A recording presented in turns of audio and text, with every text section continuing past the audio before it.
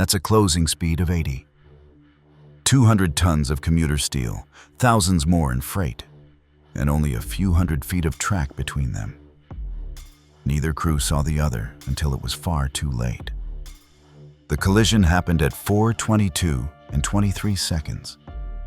It was violent, immediate, over in seconds. The Metrolink locomotive slammed head-on into the lead Union Pacific engine. The force drove the Metrolink cab 52 feet into the first passenger car, telescoping it like an accordion crushed in reverse. Metal twisted. Cars buckled. Windows exploded. What had once been orderly rows of seats were now splintered frameworks buried beneath mangled steel. The sound was deafening, then gone, replaced by smoke, fire, screams. Passengers were thrown, some trapped beneath torn flooring and collapsed walls. Several cars lifted off the tracks, smashing into concrete and rock. People called out through shattered windows. Some managed to escape. Others couldn't move at all. A few never had a chance. Robert Sanchez was killed instantly in the cab. Many seated near the front of the passenger cars died in those first seconds. But for the injured, for the survivors, the nightmare had just begun. The first 911 call came almost immediately. I think a train just exploded. There are people screaming, bleeding. Some can't move. We need help, fast. Rescue teams arrived within minutes. Police, paramedics, firefighters, hazmat, even helicopters. Over 350 first responders would join the scene. But the damage was staggering, even for them. Some passengers were pinned between twisted rails and bench seats. Others were alive, barely, wedged under parts of the roof. Smoke filled the air. Blood soaked through the floor. Tools were brought in. Crowbars, saws, the jaws of life. Search dogs worked alongside firefighters. Bodies were lifted one by one from the wreckage. Some unconscious, some not moving at all. And the sun began to fall behind the canyon walls, casting long shadows over the wreck site. The smell of diesel, the hiss of ruptured brake lines, the weight of silence between cries for help. By morning, the numbers were clear. 25 people were dead, over 135 injured.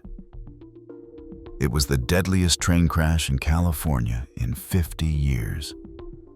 And the question began to form almost immediately. How? Dispatch records were pulled, black boxes recovered, crew phones examined. The conclusion came quickly, and it was painfully simple. Metrolink Train 111 ran a red signal. It entered the single-track segment without clearance. The Union Pacific freight had been cleared to proceed. It was exactly where it was supposed to be. The signal had worked. The dispatcher had followed procedure. There was no fog, no track failure, no mechanical defect.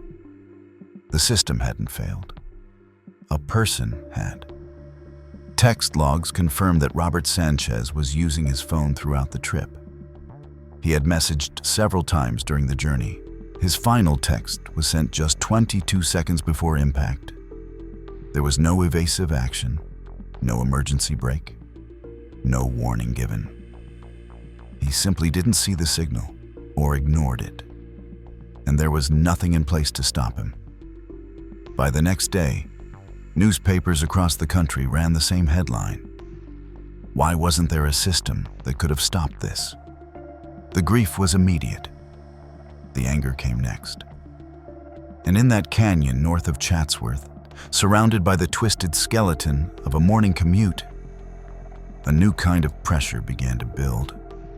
Not from engines or steel, but from the families, the public, and those left asking, what now?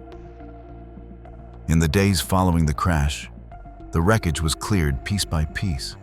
twisted steel, splintered wood, seat cushions soaked in blood. Each carriage peeled open like a crime scene, each recovery carefully logged. But as investigators sifted through the physical evidence, another layer of truth was already unfolding in silence. Buried inside two small, indestructible boxes. The black boxes, one from the Metrolink train, one from the freight, held everything. Speed, braking, radio transmissions, signal compliance. And the story they told was chilling. Metrolink Train 111 had passed a yellow approach signal. The next signal, solid red, had been working properly. There had been no brake application, no radio call for clearance, just a text. Then silence. Then impact. The freight train had been exactly where it was supposed to be. Its crew had no warning until the moment they saw headlights, too close to matter. The final ruling from the National Transportation Safety Board was blunt. The cause of the crash was the Metrolink train operator's failure to stop at a red signal due to distraction from text messaging. Robert Sanchez had been texting during duty hours. His final message, investigators confirmed, was sent 22 seconds before the crash. No attempt was made to stop the train. But that wasn't the end of it, because there was one more question. On a warm Friday afternoon in Los Angeles, hundreds of people boarded a commuter train, expecting nothing more than an ordinary ride home. But within the hour, that train would become the site of one of the deadliest rail disasters in California's modern history. All because one red light was ignored. And the person behind the controls was too distracted to see it. The date was September 12th, 2008. Just after 3:30 p.m., Metrolink Train 111 pulled out of Union Station, heading northwest toward the suburb of Moorpark. It was a route it had taken countless times before, winding through the San Fernando Valley before cutting through canyons and cliffs toward the edge of Ventura counties. The train was busy, but not unusually so. There were 225 people on board. Office workers wrapping up a long week, students heading home, a few retirees, a couple of tourists. It was the usual crowd for a late afternoon train in Southern California. The train itself was standard too. It was led by a single F59PH diesel locomotive, pushing 3 bi-level passenger coaches, each one capable of carrying over 150 riders. And at the very front, seated behind a panel of gauges, radios, and throttle levers, sat Robert Sanchez. He was 46 years old, quiet, polite, familiar with this line, a professional. But Sanchez had a habit, one that didn't raise many eyebrows at the time, but should have. He used his phone while operating the train, regularly.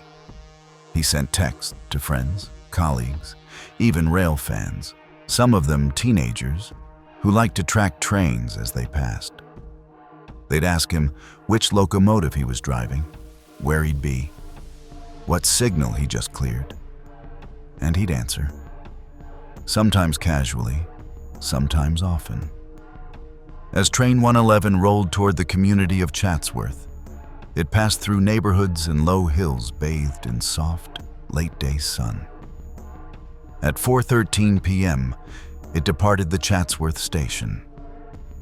That's when it reached a stretch of track that demanded full attention.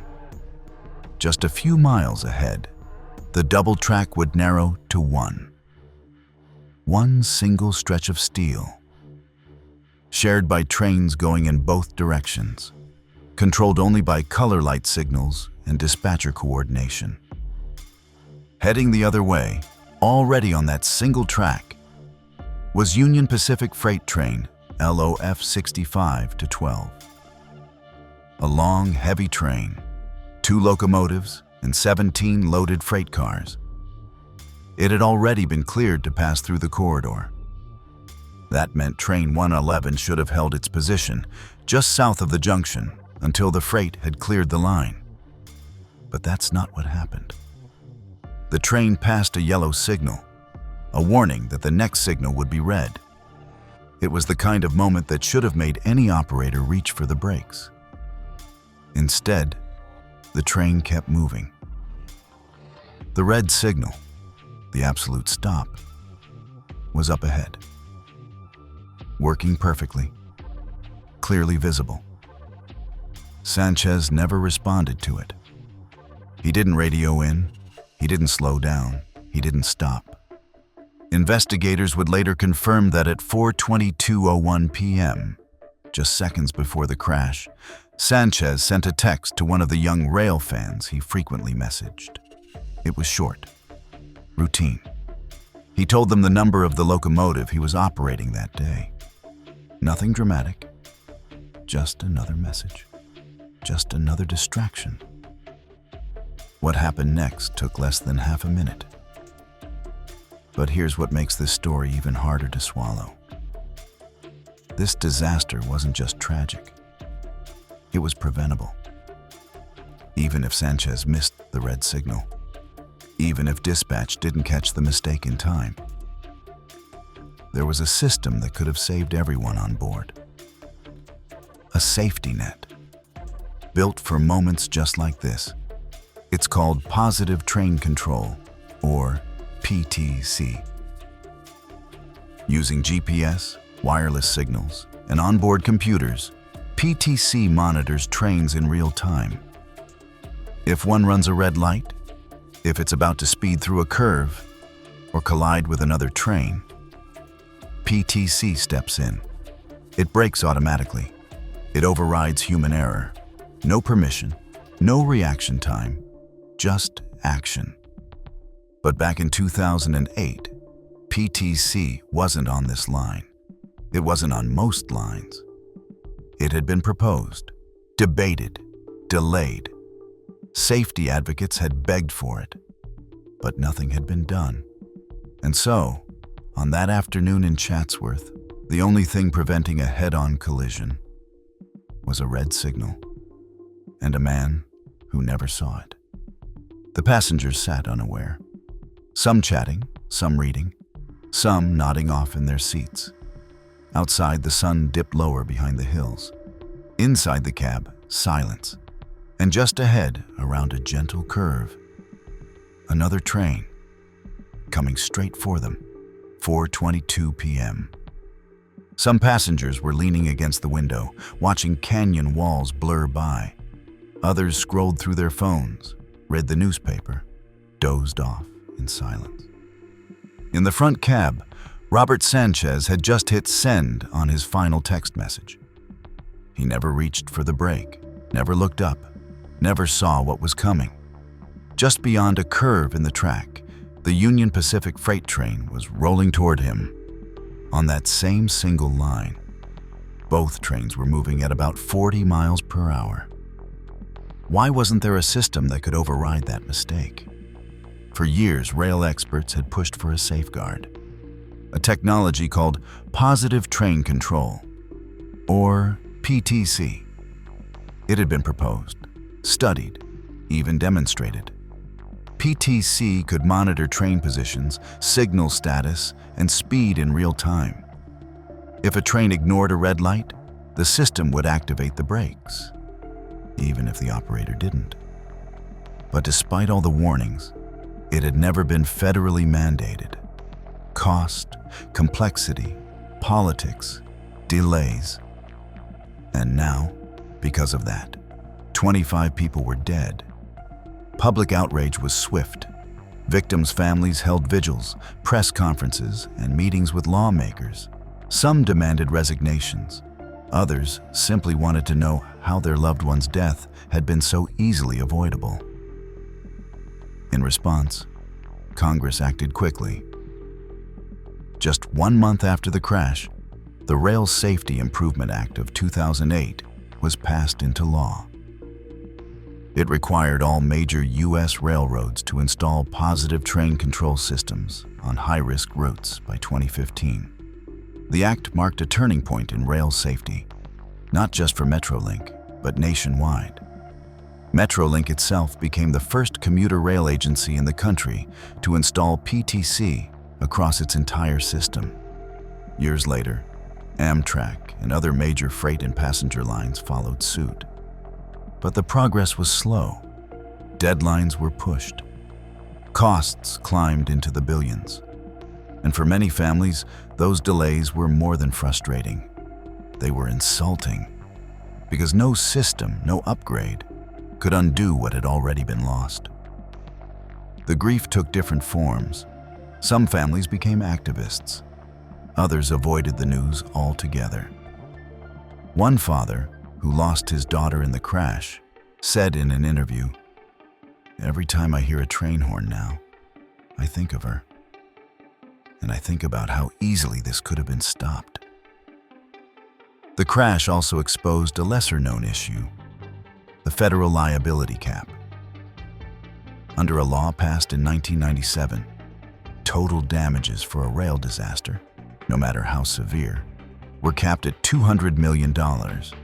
That included all injury claims, wrongful death suits, and medical costs. In a crash with hundreds of victims and dozens of fatalities, that meant some families would never be fully compensated.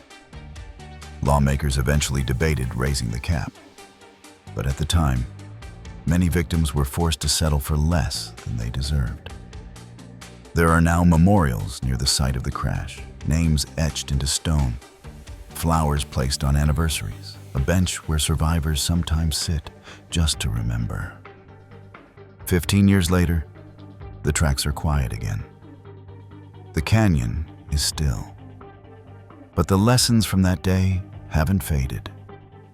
Not for the families, not for the rail industry, and not for anyone who's ever looked at a red light and thought, "Just this once, it'll be fine." If this story moved you, or if you believe tragedies like this should never be forgotten, consider subscribing for more in-depth documentaries like this one. Share your thoughts in the comments. Whether you work in rail, ride these trains, or just care about safety, every voice matters, and every lesson remembered brings us one step closer to making sure this never happens again.